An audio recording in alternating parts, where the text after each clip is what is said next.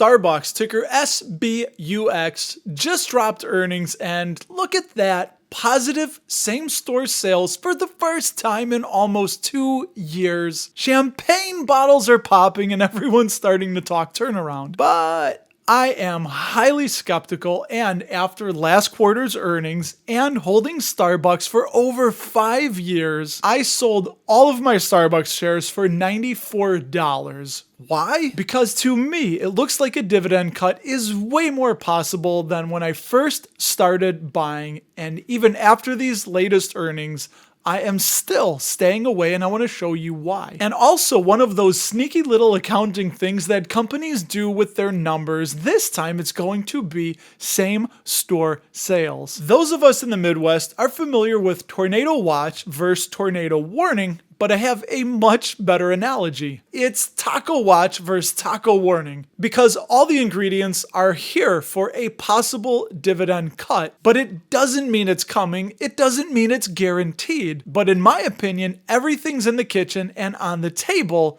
that could lead to a dividend cut. What's up? My name is Russ. This is not financial advice, even though it may sound like it. I am not a financial professional. I've had no financial training whatsoever. I am a blue-collar welder that is on my path to a net worth of $1 million, and I'm passionate about investing and doing research and sharing with you what I'm seeing. So you always have to do your own research. So here's something that many people miss, and it's called same-store sales, and you hear it talked about in earnings calls where they're called comparable store sales on the books, which measures stores open at least 13 months. The point is, you want to see how the actual business is holding up, and it's not just being boosted by new locations. But get this, Starbucks shut down 627 underperforming stores in Q4, which ended on September 28th. And the timing matters a lot, because when you close stores right before quarter end, those spots show up in revenue for most of the year, but get yanked out of the same store tally at the quarter end finish line. So as you see in this earnings table from their Q4 fiscal year 2025 earnings report, same-store sales in North America were flat at 0% with a store count of 18,311. And internationally, the change in comparable store sales was 3%. Those were struggling, so taking them out just in time makes the metric look better than it is. And as they tell us on the bottom in the footnote, it includes only Starbucks' company-operated stores open 13 months or longer. Is it illegal? Hell no. Everybody does it. But is it misleading? A little bit. Because while the headline says, quote, first positive comparable sales in 7 quarters. Everybody wants to get excited, but you have to remember that means they purged hundreds of underperforming stores a blink before the count was ended. It's kind of like calculating classroom grades, but dropping every failing student from the average right before the report cards. Did the class get smarter, or did you just hide the bad scores? So that key lesson is always check how these numbers are built and don't just read the headline. So here we are on simplysafedividends.com, where you can try the website out for free with just an email address, no credit card needed. This is not an affiliate offer, and they give Starbucks a dividend safety score of 60, borderline safe. And we're going to look at a few things that concern me about Starbucks. I think their dividend has grown for 15 years now, and Simply Safe is going to update this, but the last compound annual growth rate of the dividend, the CAGR, 15.5%. That is very fast, but then 5-year CAGR, 9.3%, and then you see a little bit of a token raise here, which is one of the big concerns I have, of 1.6%. In my history in investing in the past, I've seen companies right before dividend cut, not all companies, but a lot of them, that dividend grows to a token raise either months or years before they cut. And Starbucks is paying you $2.48 of annual dividends per share. And even though with this drop in stock price, Simply Safe thinks looking at their 5-year price to earnings average, they are overvalued. If you don't know how this works, this gray shaded area is the 5-year price to earnings average with an area that's 10% above and 10% below. And if it's above that area, it's probably a bad time to buy and you want to wait for it to get down into that gray area. If it's below, probably a good time to buy. So right now they think it's overvalued. If you're investing for income, it's good to see that the dividend yield is above the 5-year 5-year average, but for a company that you'll see is kind of struggling right now, I don't really think they should have a price to earnings multiple that is above the 5-year average. That should definitely be below. So I would agree that it's probably a little bit of an expensive time to buy Starbucks right now. And as of this recording, they are at the lower end of their 52-week price range. Both of these are buckets of yuck. Their earnings payout ratio is 102%, but I like the free cash flow payout ratio because the dividend comes from free cash flow. Because with free cash flow, you can pay a dividend, you can buy back shares, you can carry it as cash on the balance sheet, you can do other things like mergers and acquisitions. So currently, 123% is no bueno. That would be like you making $1,000 and paying out $1,230 in dividends. That's okay for just a little bit, but it's not sustainable, and it means that it's probably coming from debt to keep that dividend going, which is why it's such a small raise right now. But this will be a recurring theme. Compressing margins, earnings per share has dropped, free cash flow per share has dropped, and over the next 12 months, analysts expect it to be $3.31, but that's still below where they were just a few years ago at $3.84. Now, yes, Starbucks does say that they're making investments in labor, coffee beans are higher, they're building out new stores, their sales growth is down to 1%, which is the lowest that it has been in the last 10 years, other than the Black Swan event of COVID. Their total sales are $36.7 billion.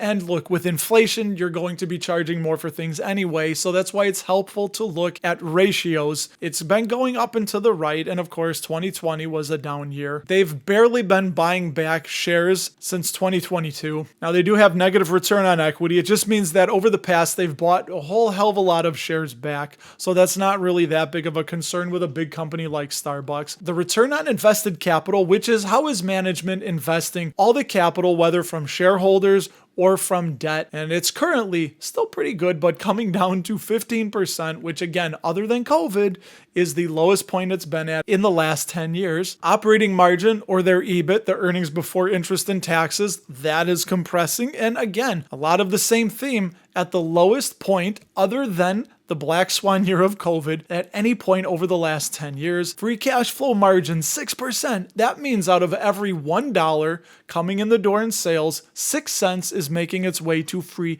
cash flow. And we would love to see that a little bit higher for Starbucks. Now, Simply Save dividends for the net debt to capital part, meaning how much of their capital structure is debt. It's currently showing us nothing, which we know that's not true. So I went over to AlphaSpread.com, which by the way, on the base case, gives Starbucks an intrinsic value of $85.67, meaning it could be 6% undervalued. That's just what AlphaSpread thinks, but if we go to the balance sheet decomposition, a very quick check will see that they have $3.5 billion of cash and short-term investments or cash equivalents for a grand total of $32 billion of assets. So they had $3.5 billion of cash and cash equivalents, but long-term debt, $14.6 billion. So they definitely absolutely have a lot of net debt. And another thing that's helpful to look at is the interest coverage ratio, or the ICR.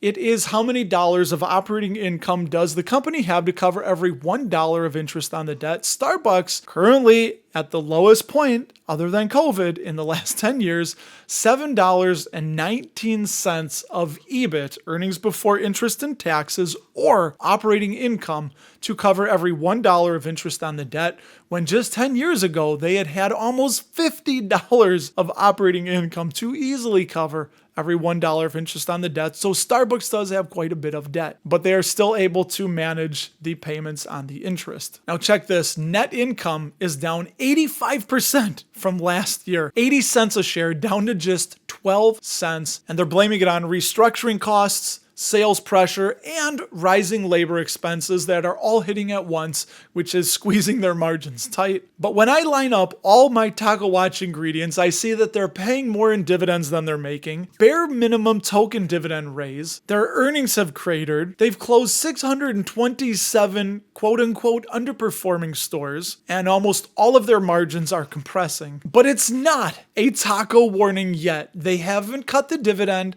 and it's not imminent, but in my opinion, all the warning lights are blinking. So what does all this mean for you? Well, in my 7+ years of actively investing and picking stocks, here's some things that I think are what you need to know about. That if a company pays out 100% of its earnings or cash flow, you gotta be extremely careful. A sudden nosedive in the annual dividend raise, like having a 16% 10-year CAGR going down to a less than 2% dividend raise, is a big ol' warning sign. And then you kind of have to dig into what's measured and what's left out and how all of this is calculated. And I have seen lots of companies run this script before. Payout ratio spikes past 100%. They toss investors a tiny dividend raise, and after that, either the fix works or the cut drops. And I think that Starbucks is on step 3 right now. Can they pull it off? Maybe. Everyone thinks Brian Niccol is the magic man because of the magic that he worked at Taco Bell and Chipotle, but with payout ratios this high, the math eventually runs out of road. So no matter what the headlines say, whether a cut happens, whether it doesn't happen, I hope and I think that you are a little bit further ahead of the game and able to spot dividend risks a little bit easier. Remember, we are on Taco Watch, not Taco Warning. All the ingredients are on the table. But let us know what you think in the comments below. Are you buying Starbucks? Are you confident the turnaround is going to happen? And if you do want to see what this welder is buying and investing on, click the link below. Follow me on Blossom if you would like to, or sign up for the free and fantabulous weekly newsletter where I share all these stock portfolio moves and some stocks about to go ex-dividend and some interesting investing thoughts that I'm having with you every week for free. And hey, in this floating little box next to my head, I shared what I would do differently after 7+ years of active investing with you. So if you want to hear what that is, very valuable information, click that floating little box next to my head and I'll tell you all about it there.